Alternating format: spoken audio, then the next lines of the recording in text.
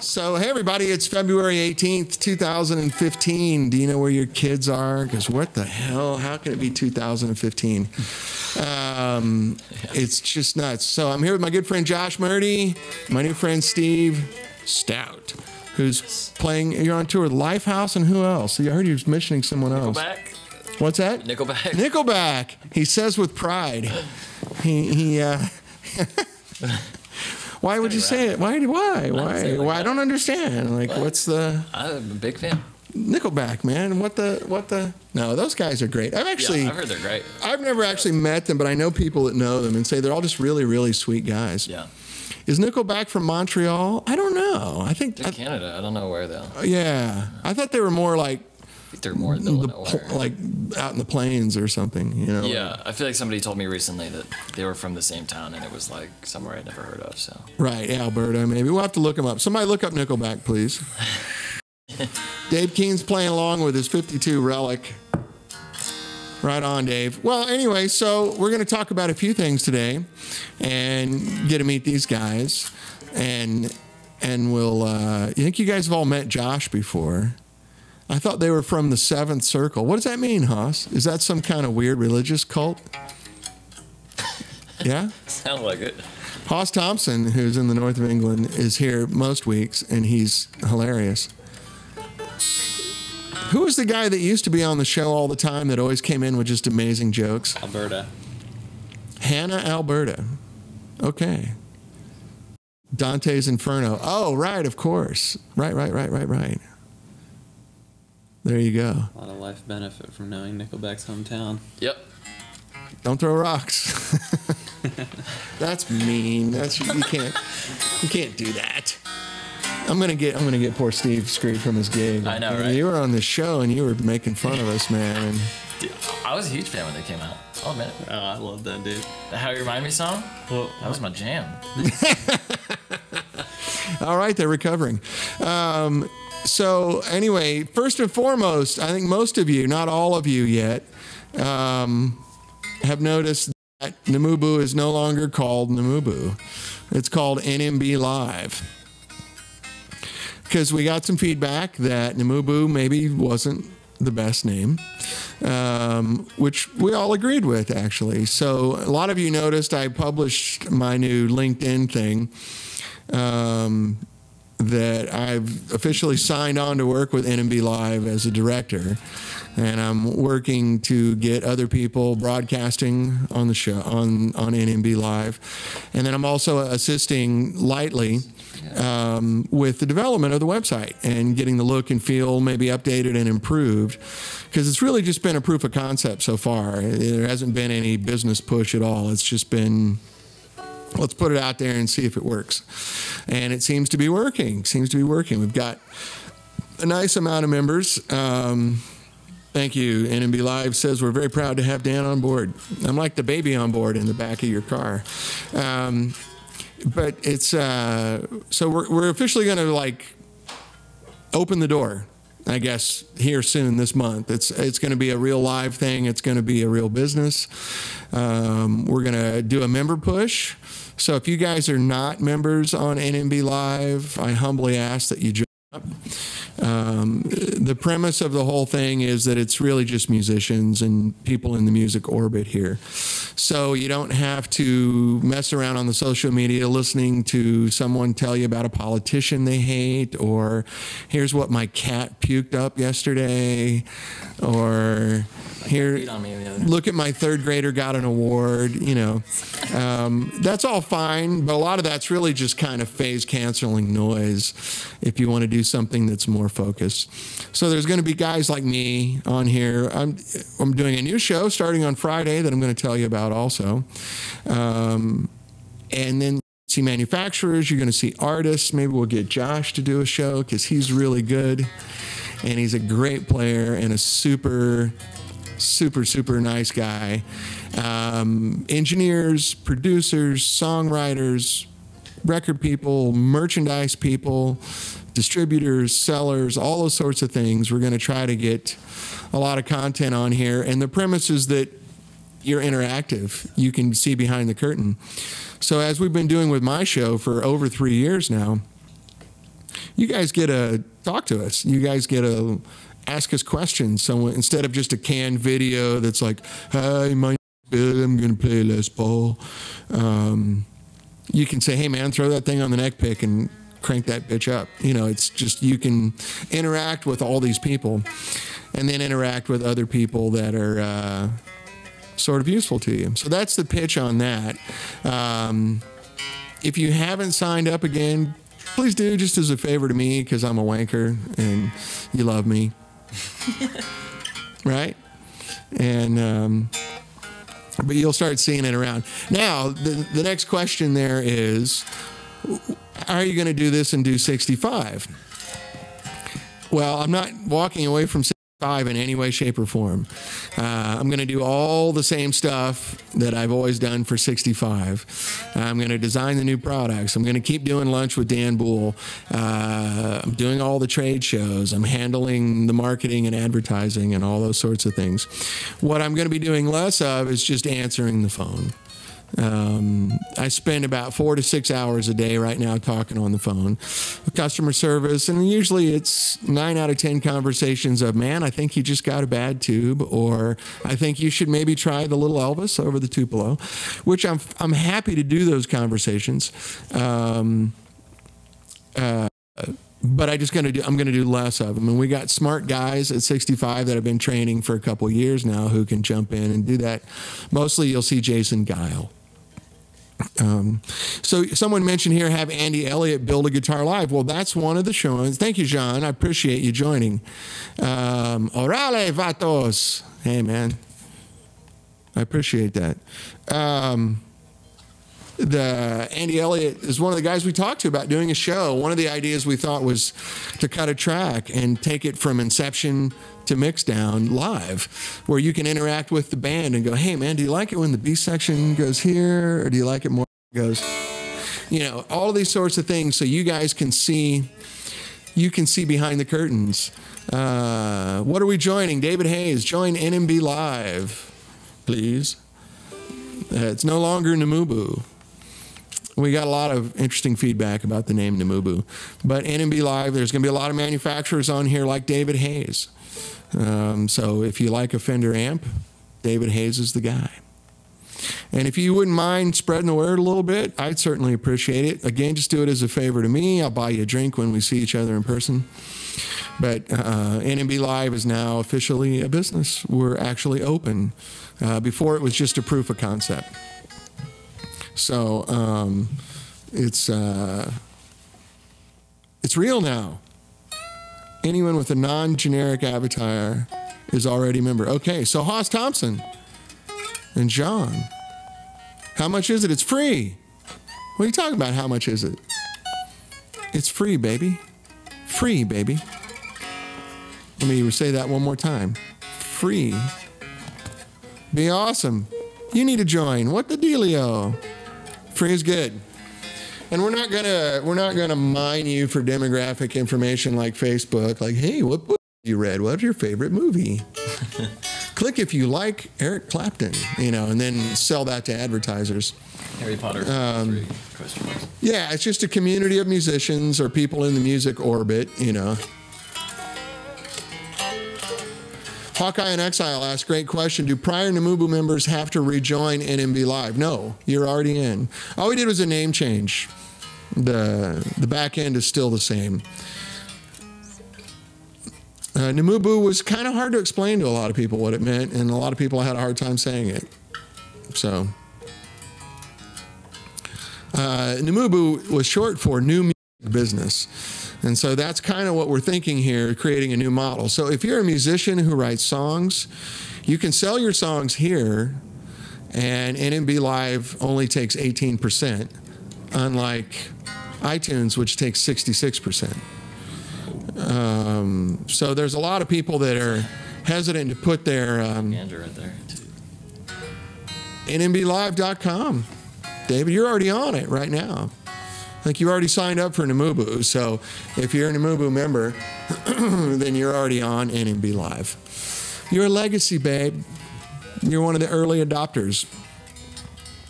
So there's a lot of people that want to sell their music, but iTunes is just punishing and it's not worth it. You know, if you sell 1,000 songs on iTunes, you know, you make a couple $100. And after they take the taxes out, you make $178. So Namubu will let you do that. I said Namubu. NMB Live will let you do that and sell your own stuff. So if you've got 20,000 Facebook friends and you want to post a song for 99 cents, it's really not everyone buy my first 3 albums. We'll post them up here on the site, Jen. The agreement with NMB Live is 19%. I said 18, excuse me. It's 19%, whereas iTunes takes 66%. So we're working with a lot of artists to try to get their catalogs over here. You can just write a song and sell it. And if you sell 100 of it, you make most of the money. Is it 15%? Who's telling me all these facts? For song downloads, it's 15%. I'm sorry. Yeah, the 19% is the PayPal thing, I think. So 15% instead of 66%. Do you have any music you want to sell? Not right now. Could you make some? I could make some. Let's make a track right now. So there's all this. That's just one of the many things that are going. We're going to be live. We're going to be live streaming live gigs from popular local artists, and eventually we're going to set up sort of hubs where there'll be an NMB Live Los Angeles, an NMB Live Chicago, an NMB Live New York, an NMB Live London, Toronto, you know, every major city. We're going to set up hubs there where local artists can broadcast their stuff and charge money for it if they want. So, and that's the short version. But anyway, so I'm involved with that, and I'm not walking away from 65 at all. I'm just sort of relegating some of the day-to-day clerical kind of duties that I've been doing forever with 65. Hoss Thompson says, that's pretty badass, man. 15% is a bloody good price. What about your band, Hoss? You got some tracks you want to post up there after you joined today? NMB Live says, we're not interested in making money off the artist's music. No, we just had to cover the overhead for hosting it. That's about it. I'm just giving you the platform costs a little money. As Reno 911 said, what is it? That's at least enough cash for beer money? That's right. I think that's wisdom. That's all I need to make. At least enough cash for beer money. Awesome asks, how do you join? I'm a member of Namubu. No, if you're a member of Namubu, you're already in. You're just showing up with a generic avatar, which, look, that's usually what happens if you're not a member. Now, if you can just replace Ticketmaster, yeah, we can do that, actually. If you want to promote a gig, we'll sell it for you. If you got a gig you want to sell tickets to, we'll do it. That's why it's the new music business. That's what NMB stands for. It's the new version of the music business. So we can hook you up with producers. We can hook you up with session musicians. We can hook you up with someone that can master or mix down your record. All of these sorts of things. It's a community of people that are actually in it, not just, you know, hey, do you like Led Zeppelin? I like Led Zeppelin. Me too. What's your favorite Led Zeppelin song? I don't know. It's tough. But I have no photos on the work PC. Oh, okay, fair enough. Oh, you're at work. Whew, don't tell anybody. This is in SFW. Hoss Thompson says, I'll certainly put our manager. Have him call me, Hoss, or get in touch with me. And we'll make it work. There's a lot of possibilities here. You know, the premise being that everybody seems to be getting sort of, what's the word I'm looking for? Rapid. Yeah, everyone's kind of getting raped. So Take the rapist for 200. yeah, that's right. What was did you watch the new one the other Yeah. day? Oh man, what was the first one? The That's an old Benny Hill joke. The rapist. L tits out or what? Were the? I'll take Latits now. I'll take it's, Yeah, show me Latits now. Latits No, it's Let It Snow. No, it's a French thing. Mademoiselle, Show me. I'd like to show me Latits now. Let it snow, you. Yeah. What was the Hook first me one? up with a new guitar tech. Where are you, Jan? We'll find you. I'll take the rapist for 200. I'll take the rapist.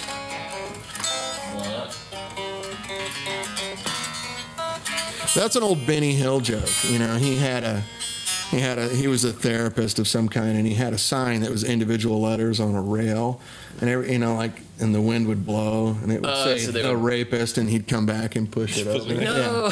Yeah. That's amazing. And that was like 40 years ago. You're in the OC? Oh, man. There's some good guitar techs down there. I know a bunch up here if you need one. My favorite is a guy named Norik Renson, who handles like every major stupid top-end guitar player's gear in the world and goes out on the road with the Eagles and Crosby, Stills, and Nash and the pickiest people in the business. It was all so professional for a minute there. What did you expect, Brian? Just because we have a new name, then now all of a sudden we're respectable? I don't think so. Anyway, that's NMB Live. So, yay, NMB Live's officially open today. Alan Rogan, yeah, Alan's great. There's a bunch of really good guys here now. I'll pay in drink tickets. You mean like Southwest? Yeah, I'll take those. I'll set up your guitar for drink tickets. That's fine.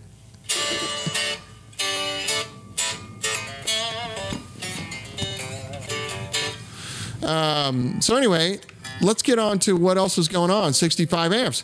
Our pedals are doing great. Thank you, guys. The Color Face, in particular, is selling like nut bags, and we're really happy about that. And the Little Whiskey will be officially in production here in a few weeks, like shipping. So I know a lot of you guys have ordered the Little Whiskey and are waiting for one. I don't even have it up on the website yet, so it's one of the many things I need to work on. But it's doing really good. But anyway, so most of you guys know Josh Murty, who's really excited right now to see you, hence the big yawn. Nutbags. People always give me the strangest looks when I say that. Nutbags? Nutbags. Nutbags. Today's super password is nutbags. You have it easy. You'd be setting up a producer EL. I don't know what you mean. What are you talking about? Oh, you mean set up your amp?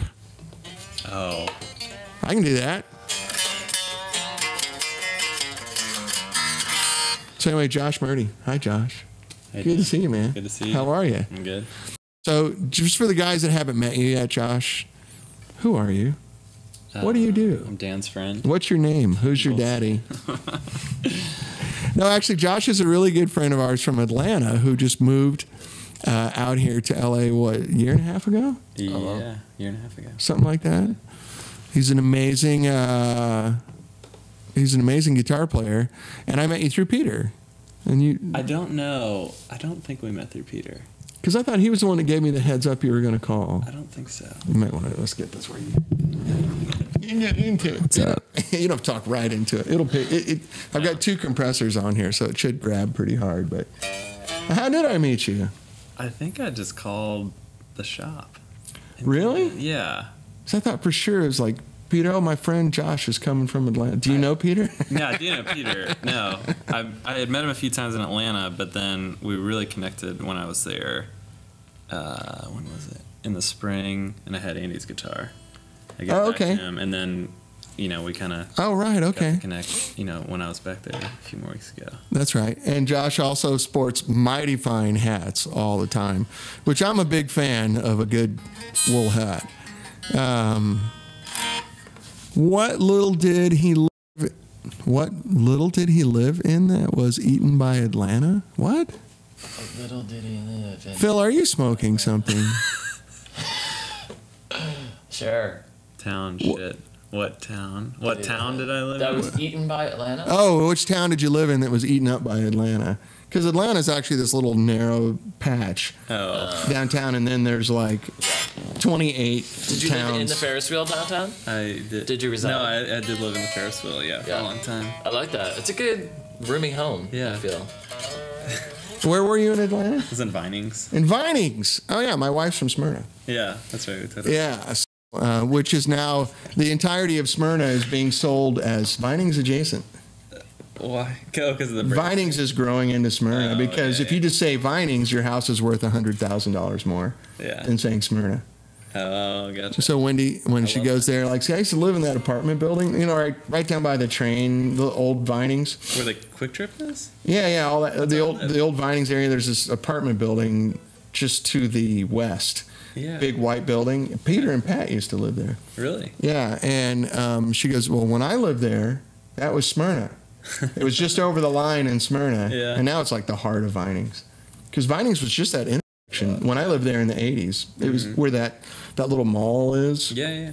And then there's like a little restaurant at the T on the intersection, and then there's the railroad tracks. The train car restaurant, right? Yeah, Yeah. but the railroad tracks were the end of Vinings. Oh, I that lived right there. And that was Smyrna. And if you went on the other side of those railroad tracks, there's this huge apartment complex to the left. Yes.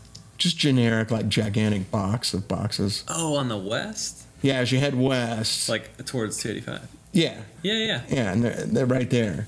And that was Smyrna when she lived there. But now the real estate agents have gone, call it Vinings, you know. Yeah. It's adjacent. That's right. Rains Park is now West Wimbledon. Yeah, that's right. The racetrack should be called Road Athens. Oh, yeah. Do I know Bob Johnson? No, I don't. Sorry. Anyway, enough Atlanta talk for those of you Atlanta guys. Atlanta's a great city. It's just kind of overgrown right now. I think it needs to... It's really starting to come up a lot. When I was there last time, it's cool. Oh, I mean, the entire city's really nice. Yeah, and even the bad neighborhoods like Grant Park is now posh. Yeah, it's getting really great. I wouldn't have gone to Grant Park after dark if you held a gun to my head when I lived there. Probably the only time you would have to go to. I mean, yeah, unless I wanted to buy crack. Yeah. I mean, it was just... I can't believe anyone would buy a house in Grant Park. Yeah, I have a friend that just moved there. And now it's all gentrified and it's yuppies and BMWs and... That's funny. And... yeah, it's grown. But, you know, when I lived there, you know, right at Peachtree, just south of whatchamadoodle, Roswell Road, there's a bank or an apartment or something that has this huge LED sign that says the population of Atlanta, and it changes every day. It might not even be there anymore. You know, there's a Mellow Mushroom right there, just south of the pizza joint, and there's this huge billboard that had lights on it and said the population of Atlanta. And when I moved there, it had just gone over like 1.5 million. Wow. And it's like 4 million now or something. The population of Atlanta. It's just insane. And they haven't built any new roads, except for Georgia 400 has new lanes on it. Mm-hmm. That used to be a 4-lane blacktop. They closed the toll too. Really? There's no more toll? Yeah, I was really surprised. Wow. I didn't know how to handle it. Yeah. Just have all these coins now, just collecting in your car. The whole back seat's full of coins. I have so many 25. Can I just pay somebody? Yeah. Here, you, mister. But, so anyway, so what are you doing out here in LA now? I know you're doing some studio work. You're in a couple bands. Yeah, I do a little bit of touring, mostly studio work. Touring, that's right. Yeah. And you borrowed this guitar to go on a tour, didn't you? I got a different one from Andy, the Raven. Oh, yeah. Yeah, that's a great guitar. That's the 2 humbuckers, right? Yes. Semi-hollow thing? Yeah. That's a monster guitar. Stetson bar, some sort of... Yeah, it's got some weird tremolo. Yeah. That was awesome. That's cool. I was really glad to have that one. Did I miss any questions? Q4W is still rough. Oh, O4W. Okay. Oh, that's the postcode in London. Yes, I lived in SW6. I never went there. Well, that's very fun. And then, so are you making a living? Yeah. Really? All right. So I guess the next question is... Lives outside now, actually. Yeah, I live in a box. I live in a box. I live in a van down by the river. Yeah. And the river in LA means a big concrete trough. So you're making a living playing guitar. I guess the next question is, what's it like? Tell us how do you do that? Man, I have no idea.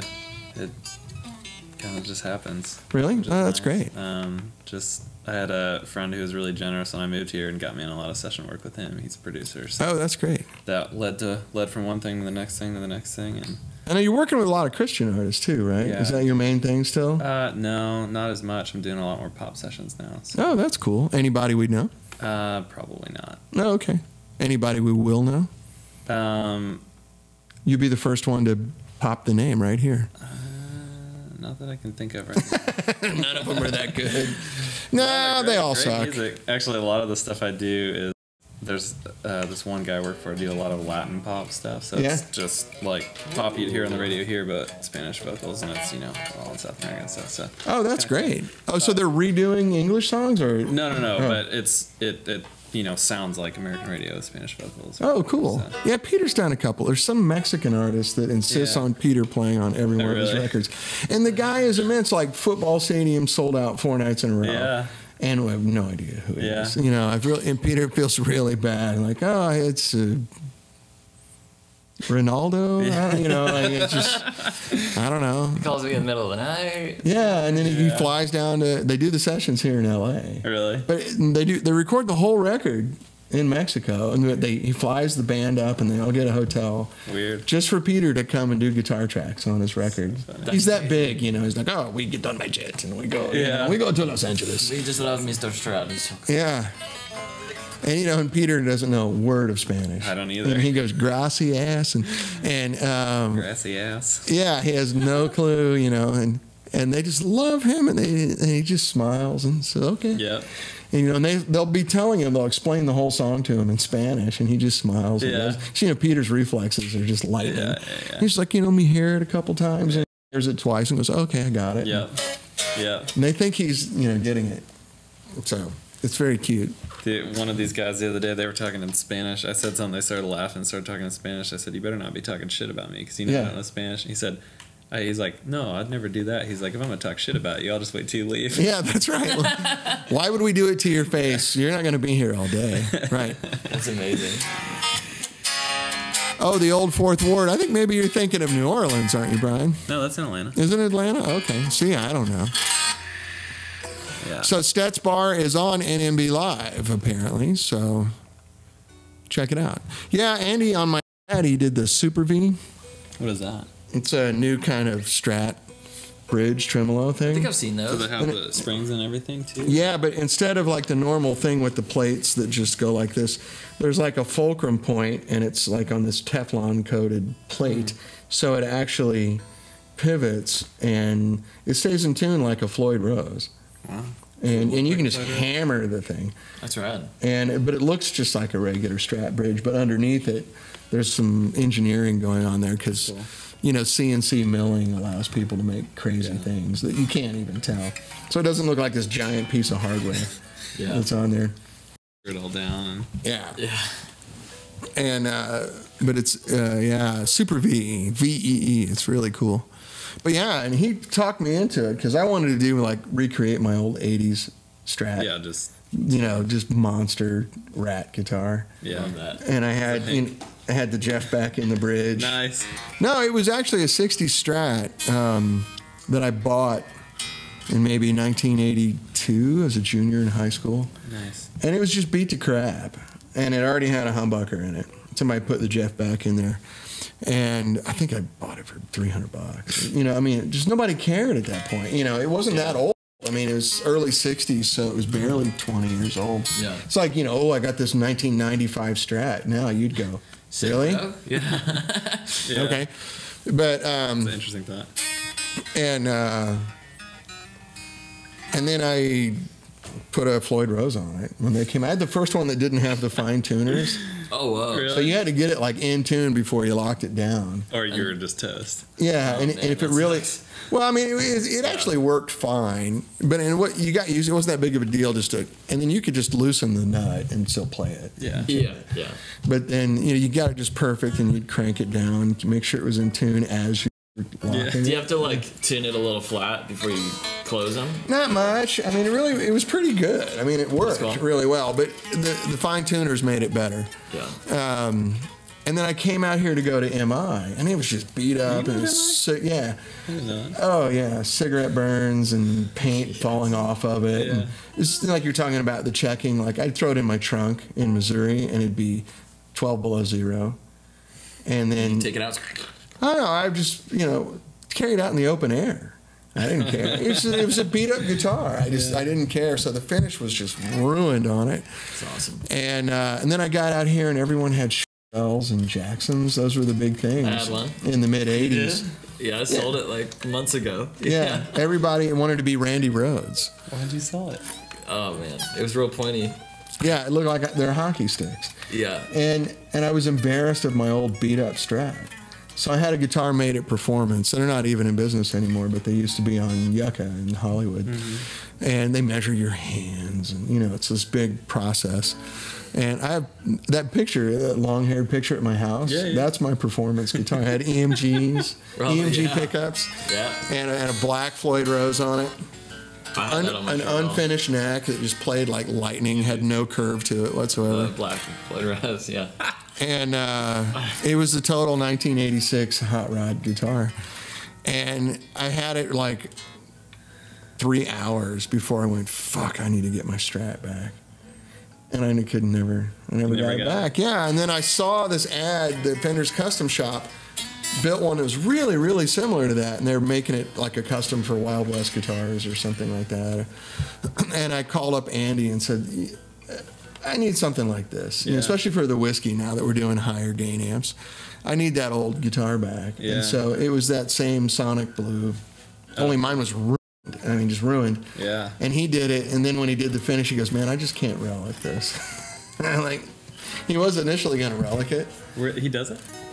Well, he'll do it once in a while, but the finish just turned out so good, and it's all just beautiful, and it looks just like water. I mean, you can't see. It just doesn't look like paint. It's just there. Should have brought it. And he said, I can't do it. That's awesome. But anyway, long story there. But I've totally fallen for a Collector's Choice 28 Haas.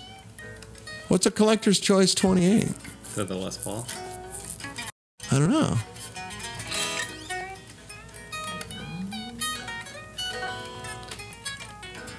Okay. Tick-tock. Back when the PVs flew. Yeah, that's right, Itchy.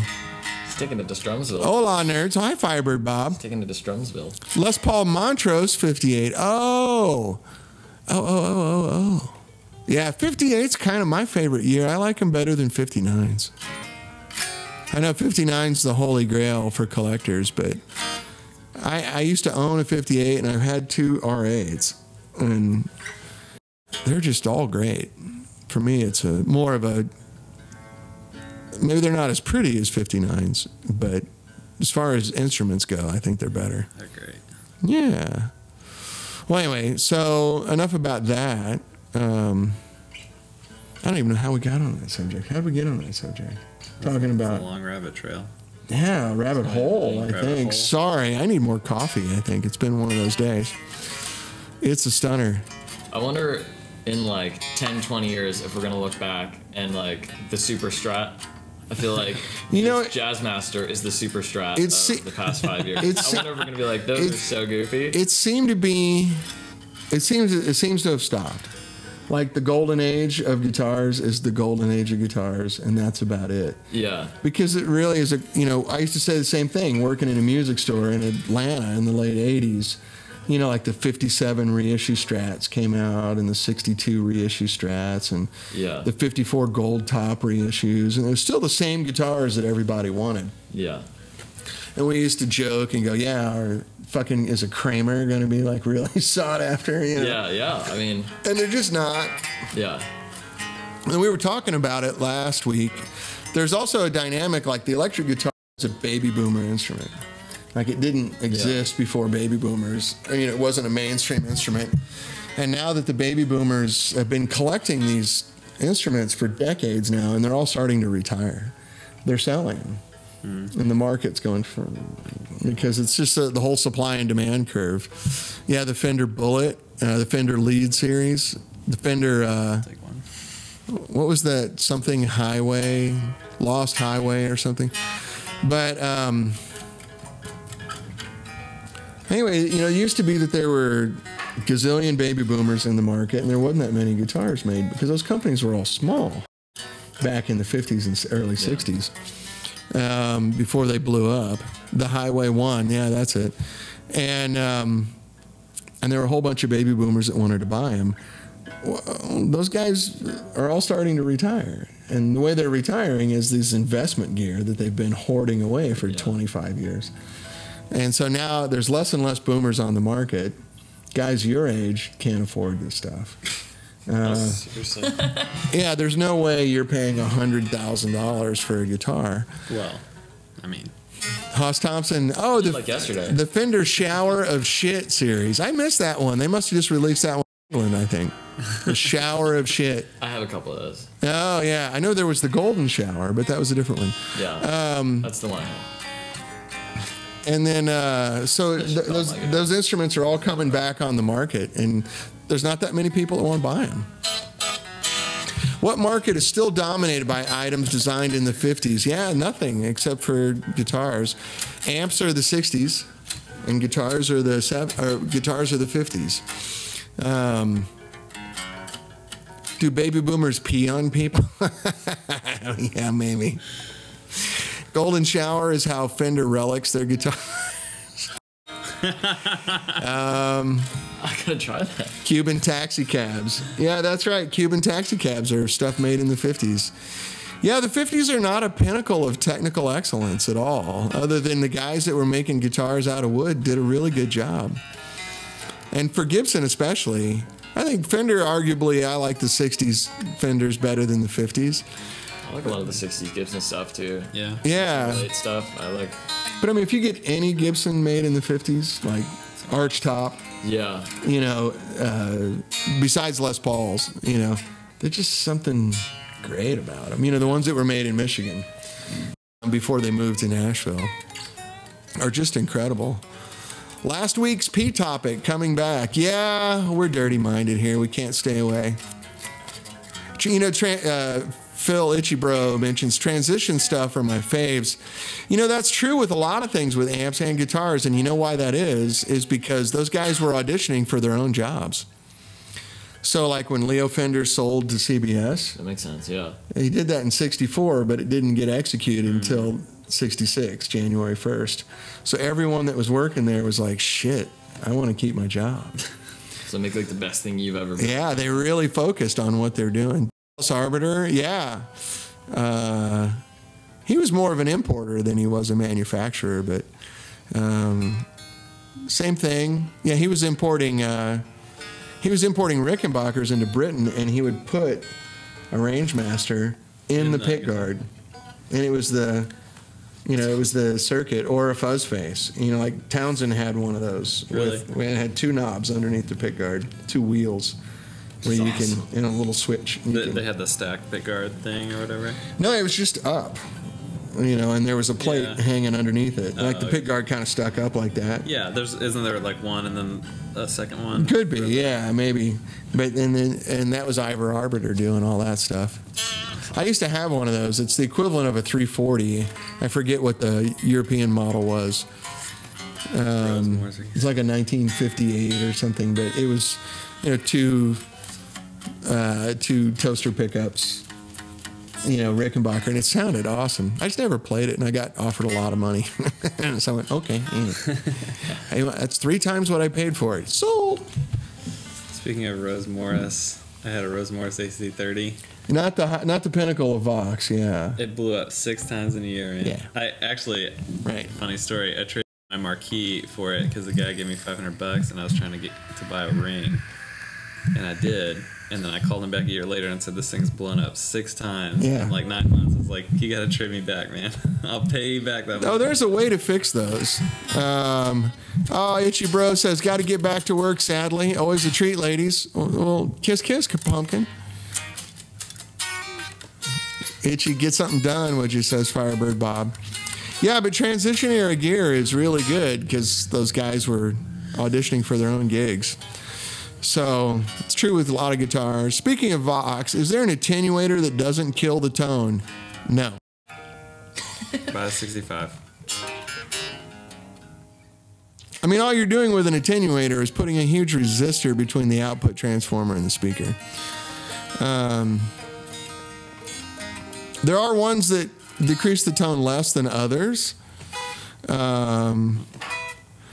I have an old AC30 and it hates them all. Oh, Waxter, don't put an attenuator on your old AC30. Don't do it. Just put it in the closet. Yeah, just don't do that, man. It's so hard on the amp. It really. The Bad Cat Unleash is pretty good. Yeah, I've heard that too. I've never played one. I know John Thompson, the new owner of Bad Cat. He's a great guy. Those are cool. They sound great. Yeah, but just it's like an attenuator is just putting a heavy load on the amp so that it breaks up earlier. It's if you got a vintage hot rod, you don't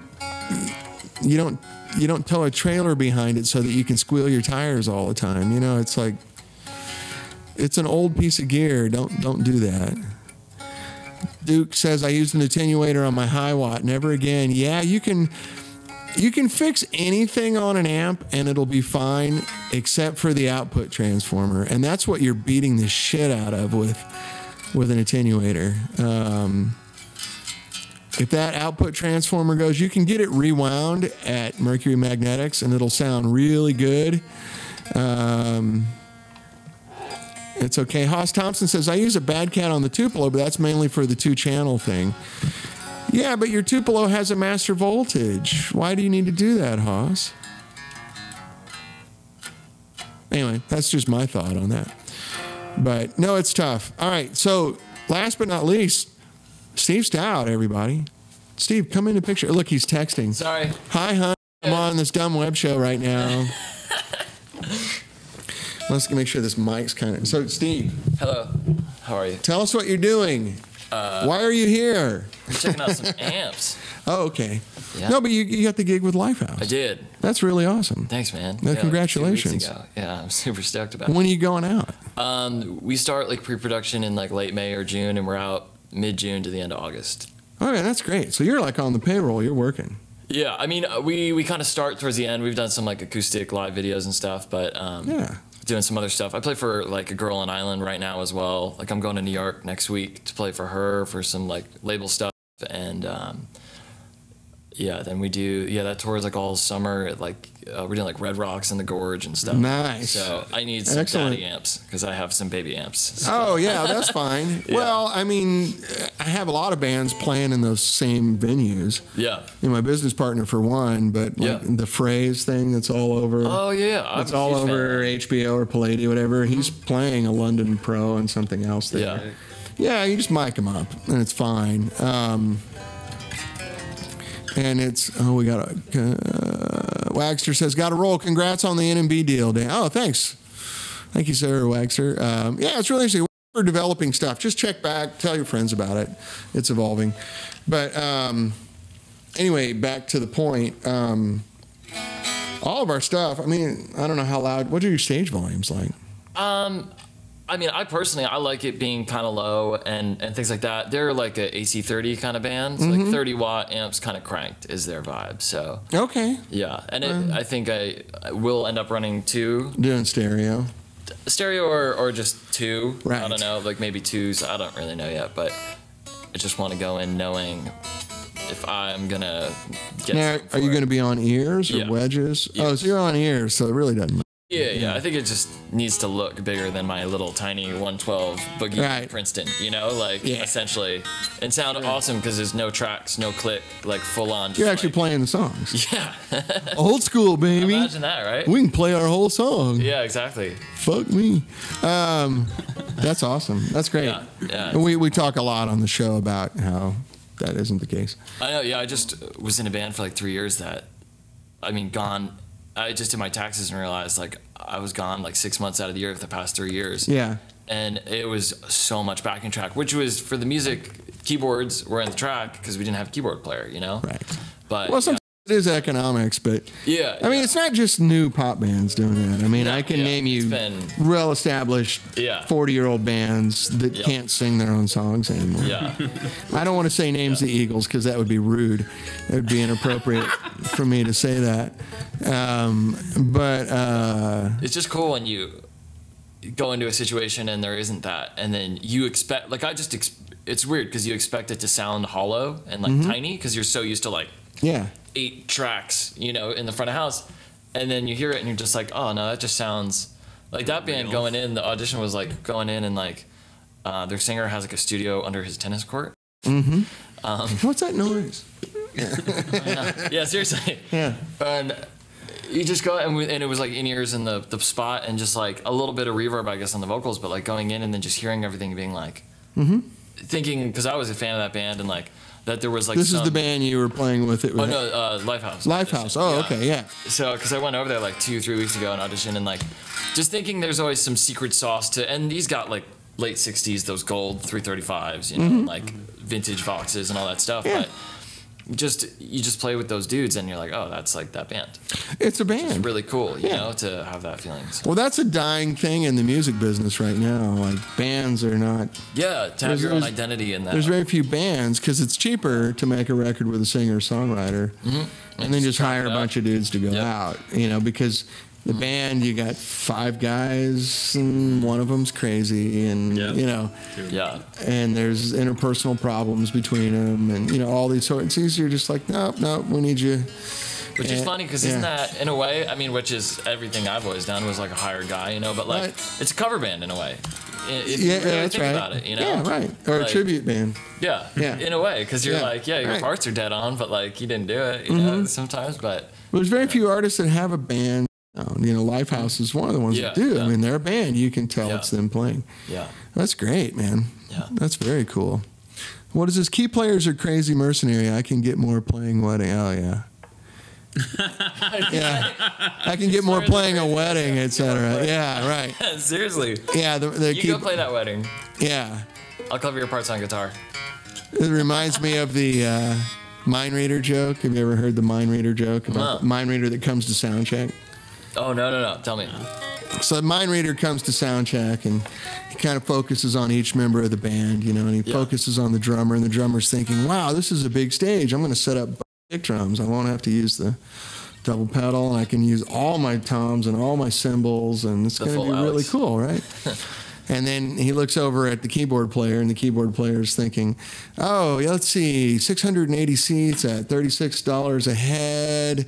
Yeah, we're going to make some cash here. You know, this is really good. That's amazing. And he looks at the guitar player, and the guitar player is going, wow, man, I've got all the room in the world. I'm going to bring all my shit out, and I can just rock, and I can own this side of the stage. This is going to be really nice, and I can stretch out. I can turn my amp up and hear it.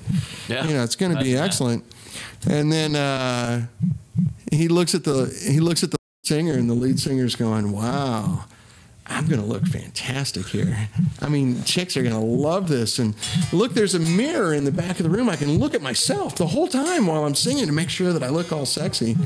And he looks at the bass player, and the bass player's thinking E, A, E, B. Yeah, okay. That's amazing. Yeah.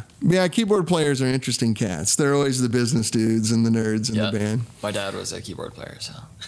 Mark Maggio says, boo. Oh, Mark, are you a bass player? I'm sorry. I know plenty of other, like, shit on the other guys in the band jokes. Yeah. Have you seen the one that's, the, like, it's like a little photo, and it's like keyboard or like guitar plus equals 3 girls. Yeah. And keyboard plus in a band guy equals like just more keyboards. Yeah. Like, right. So good. I've seen all kinds of versions of that where it's like the drummer has 2 other guys that look just like him with beers in their hand. You know, that's pretty good. That's good. 4 strings or 5. Yeah, that's my other favorite bass player joke. I told you. It's too easier, right? Yeah. Guy walks into the music store and goes up to the counter and says, and the guy behind the counter says, sure, man, 4 strings or 5. That's amazing. I love that. What do you call a guitarist without a girlfriend? Homeless, right? Oh, yeah, I know. That's classic. My favorite one, though, which is rude, so caveat emptor, this is a vulgar joke, but what does a stripper do with her asshole before she goes to work? I don't know. Drops him off at band practice. That's so good. That's so good. Yeah. How do you get a drummer off the porch? Pay for the pizza. Oh god! I love the drummer one where there's the guy standing next to a kid, and you know, it's like there's a good one on the. And he goes, "You're amazing." And the other one goes, 1, 2, 3, 4. You're hired. Yeah, right. Yeah, That's exactly. That's good. What's the difference between a drummer and a drum machine? I don't know, Dave Keane. What is it? Nothing. You only have to punch the beat once. Punch the beat in once. That's hilarious. That's pretty good. How do you know when a drummer's knocking on your door? Oh, as it speeds up, right? It speeds up and gets loud. Yeah. That's it. Bass player locked his keys in the car. It took 30 minutes to get the drummer out. That's amazing. Yeah, that's pretty good. Yeah, the only guitar player joke I know is how do you get a guitar player to turn down? Yeah. Just put charts in front of him. Yeah. Yep.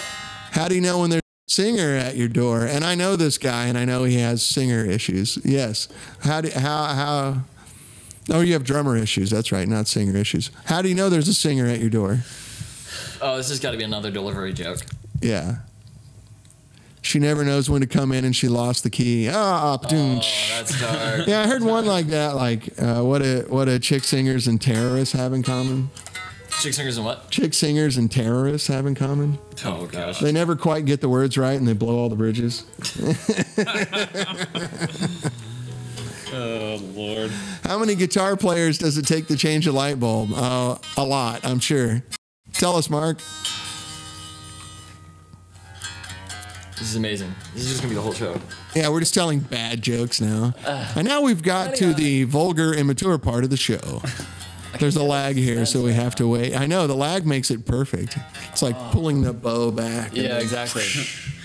And then the bowstring breaks, and then you have to put a new one on. Yes, that's right. Exactly. How many? It's a 3-1. 3-1 to change it, and 2 to go. I can do that. Oh yeah.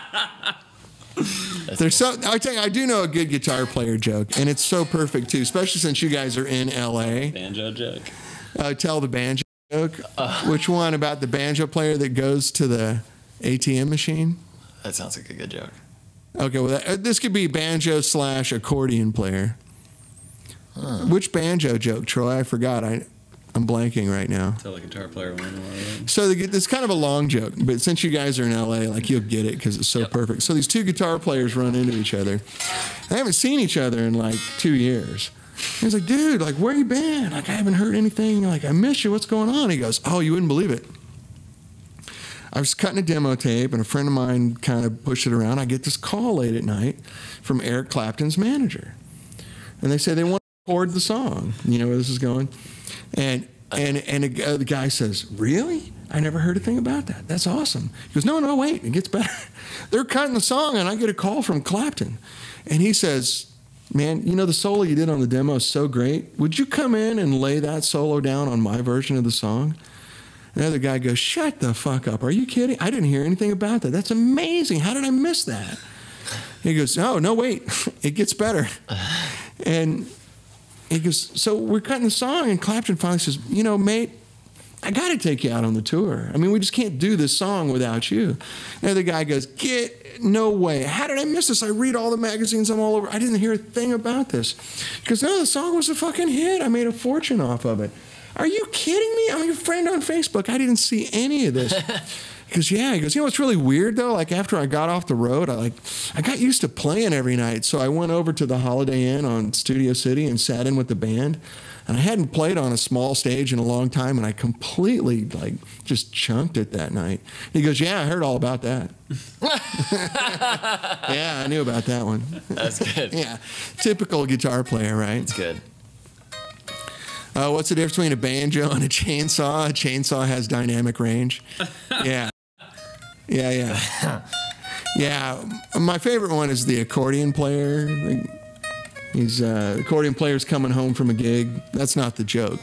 But he realizes on the way home, oh shit, I got to pay the babysitter. So he pulls over and jumps out to go to the ATM machine. And right when he's putting his card in the machine, he goes, oh crap, I forgot to lock my car.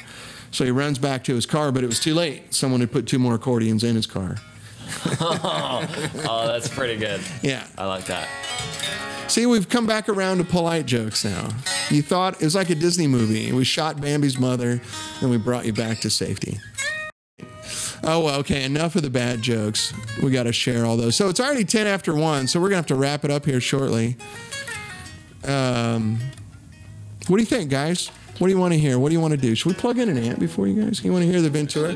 We can play it without overdriving these mics. Let's do it. I'm plugging. You guys keep playing, talking. Tell jokes. You're good at it. I don't know any jokes. Oh, no. I made a joke Instagram account you guys have to follow called Ben Giggin. like Ben Giggin. And so it's like, Ben. I found this. We took a photo when we opened for Reliant K, all our guitar boats. Yeah. And I posted like a bunch of, it's just like a ton of guitars. And it says, think this is a lot of guitars? You should see how many texts I have. # Ben Giggin. Or things like, this is so good. Just making fun of the like hilarious like super pop dudes that post like the douchiest stuff, you know? Like, just see how many texts I have. When you've been gigging as long as I have. There was another good one. I found a photo of U2 that was like, because you can't really tell who it is, I guess, from behind, and it's like a stadium full of people, and it says, tonight's office was okay, could have been better, but when you've been gigging, you've been gigging. Nobody really follows it, but it's gonna be great. 92 people? Dude, it's gonna be great. Oh, did you just follow it? Yeah, it is. It was a happy birthday, Dad. That photo is amazing. Where is it, Dan?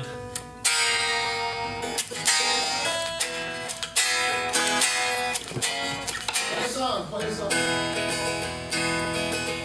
That's it's called E major. It's a really good song. That thing sounds gnarly. Huh? That thing sounds gnarly. This guitar? Yeah.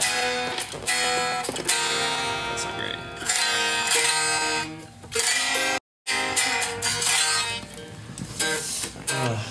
We need to bring it over here. Oh no, it'll be too loud for the opener. We'll make it. We're just gonna have to play super quiet. Does it have a master voltage on it? It does. The downtown LA button. As I will call it the wife knob. I like it. It's the wife knob. Honey, we're trying to watch American Idol in here. The Bachelor is on. That's right. There's one guy screwing 28 dumb girls on this show. But one of them, and they're all in love with him. Is going to be his wife for like a year, and it's going to be beautiful. Yeah, man, that shit scares the crap out of me because I have 2 daughters. Aww. I'm like, what if you ever go on a show like that? I failed as a parent. I mean, it's so funny. Dude, it's crazy. We were watching the Bachelor yesterday. I was watching with my wife. Yeah, the guy that lives on a flashing red light in Iowa, and they're all like, "Oh yeah, I moved there from Hollywood." Yeah, exactly. I'm a cocktail waitress in Hollywood. Freaking whore. Do you wear this though? Yeah. Is this the rock vibes? Yeah. And those pickups aren't potted, so you don't want to see them right in front of you. I gotta turn it on now.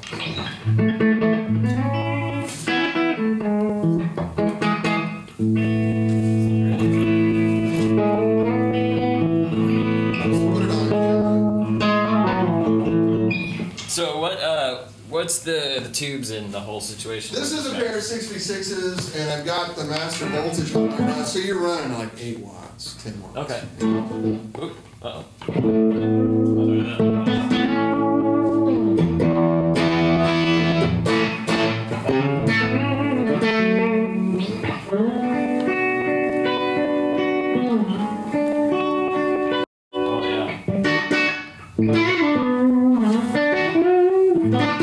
Oh, hey, Jan. I know Hyatt's Kitchen. I love Hyatt's Kitchen. Best kebab in town, man. It's incredible. You're literally, the amps are just barely on. We'll turn it up once we quit the show. That sounds really good. But I mean, if you put a ribbon mic in front of that, it works great. How's the volume level there, guys? Is it too much? If I continue. Yeah, right back there.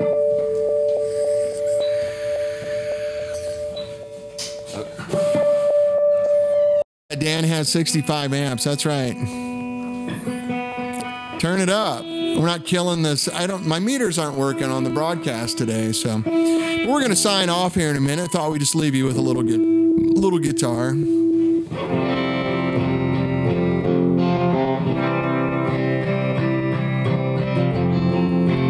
can turn these mics down. Sounds awesome. Go ahead and play. I'll adjust it over here.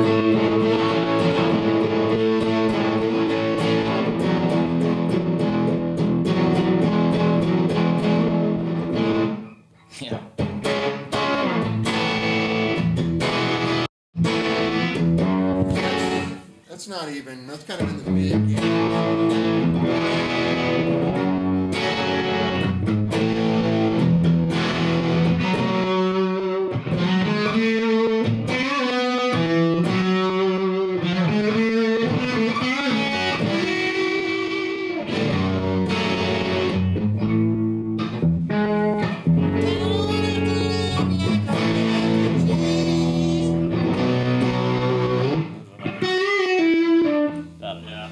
Something that I just want to make sure I'm not overdriving. I think I played one of these the web interface years ago. When I first looked at this amp, I was like, I didn't expect much because it's so small and Right. it sounds huge. It's okay. I've dropped the mics quite a bit, so. Yeah, go ahead and hit it. Let me turn it up. Well, I'll see if I can get it.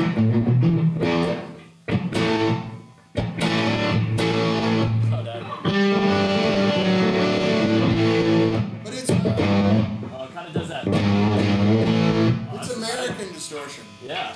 Yeah. What's an American song? Somebody. Joe Walsh, Tom Petty. Joe Walsh? Yeah. The Phil X.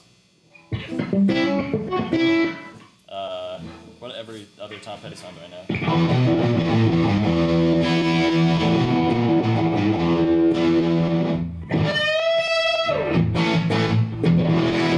Sounds awesome.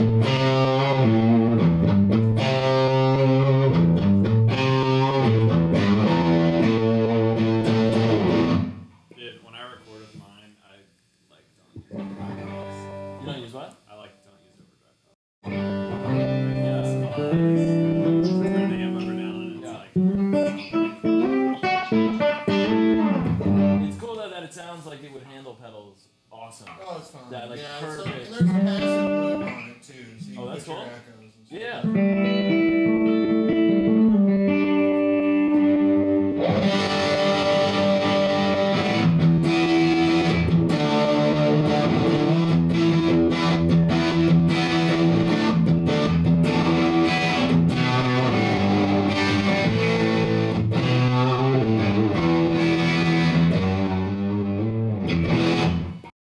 Yeah, these guys are saying Neil Young and Government Mule.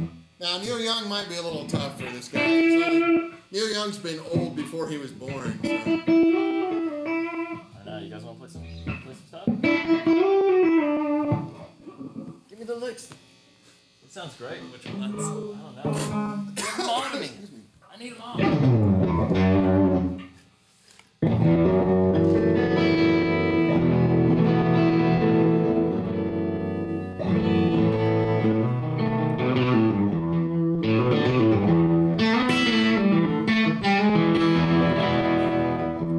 Let me get some better lighting.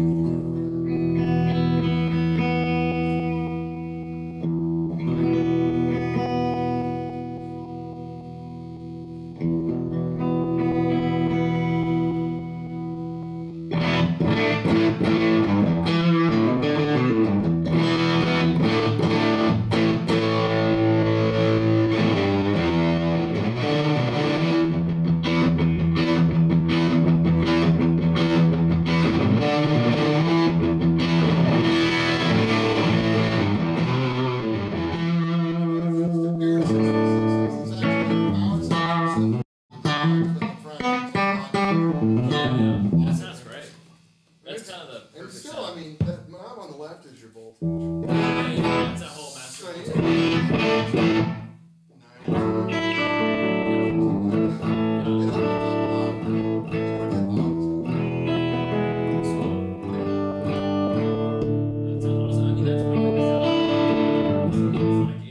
So, yeah, you can add yeah, because if you get another EL84, it's going to be a little bit redundant. Yeah. Yeah. Tupelo is also Yeah. really badass. It sounds like my Campbell on my song. Oh, yeah. Oh, we gotta try the old. Hey, fellas. So,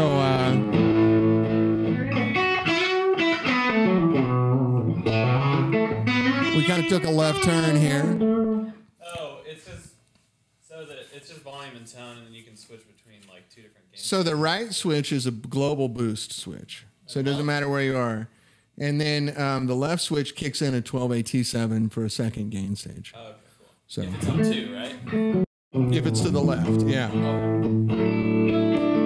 And that's all on a foot switch. I just don't have the foot switch plugged. That's with it, right? Yeah.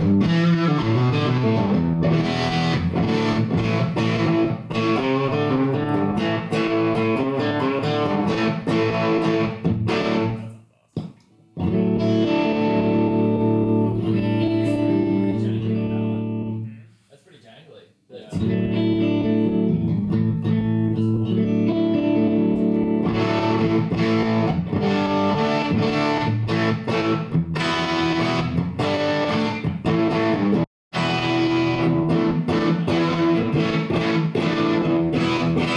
Just for contrast, like plug this in. Yeah. I mean, the amp really reflects your guitar pretty well. That's awesome. Jangle Town? That guitar is beefy as hell. Yeah. And it's rude. Gosh, yeah. I like that. Those pickups are like, they're really loud. Yeah. Yeah.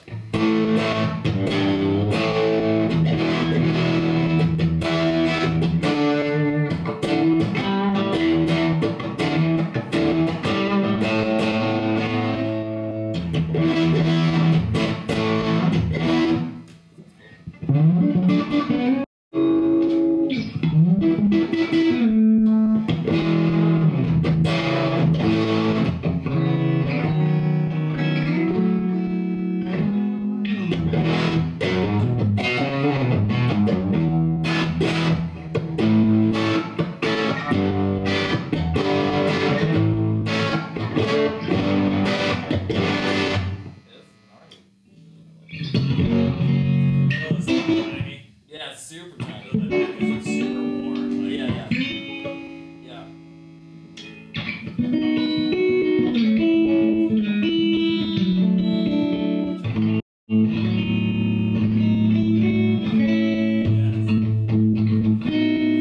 Kid gloves I don't, but I wanted to bring the pedals today.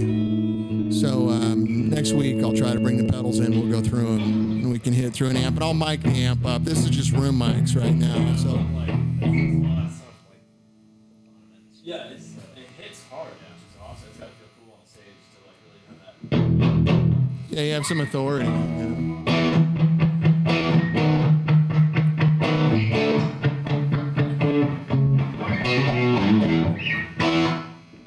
Let's try this guy. So down easy. This cool? What's that? This cool. Colossal? They're my favorites. Really? By far.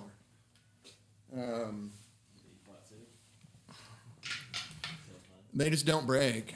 Oh, yeah. And It's straight up, pretty much. shit. My screensaver went off.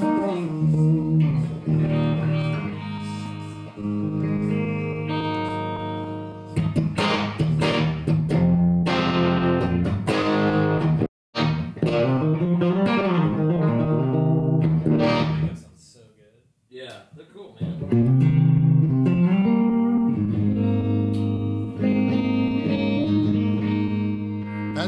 That's that low wind pickup, isn't it? Yeah, that was both. But Oh yeah, these are Jason Lawler's humbuckers he's playing here right now. The bridge is the regular one. Yeah. It's so like just clear and punchy. Yeah. Yeah. No, they're great pickups. Yeah, it's pretty. I feel like if it was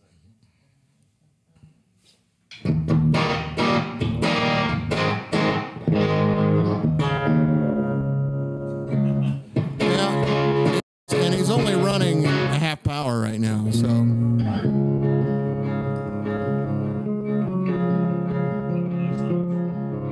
that's like the new one, I guess. Yeah.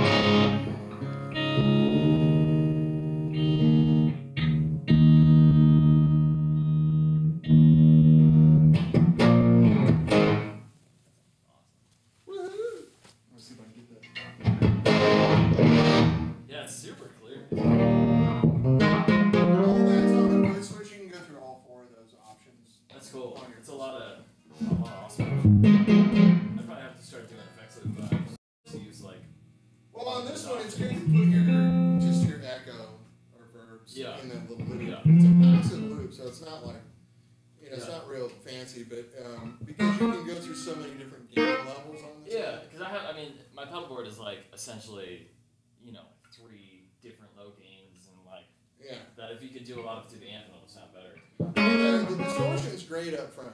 Yeah. Keep all the distortion and the boosters up front, but because if you set your echo for the medium setting, then you go to the high gain setting, you're going to get a lot of echo. Exactly. Yeah. So, but when you put it back here, that's down at the phase inverter right before the power section. It's a lot more balanced. Yeah. Just can't do strings this straight. Reluctantly. They run them on forever. Yeah. I love that. Yeah. Well, anyway, we should probably sign off the show. I gotta pick up my kids at 2:30 too, so I'll go ahead and sign off to this, and we'll play loud guitar for a few minutes. Woo! I like that. You can turn it up. So anyway, guys, you can't see me, but you can hear me. Thank you so much for coming. Again, it's Wednesday, February 18th. And to recap, NMB Live is live now. It's live. So join up, tell your friends. You'll see a lot more to come from the whole thing. And we will see you. We'll see you next week, and I'll bring the pedals, and we'll play some more guitar. I'll actually mic up the guitars so you can hear it a little better. But thanks for your time. Love you guys, and we will talk very, very soon. And if I can find my cursor, I will end the show. For some reason, I'm not getting it. Oh, look, the computer works now. All right, guys. Thank you very much. Talk to you soon. Bye-bye.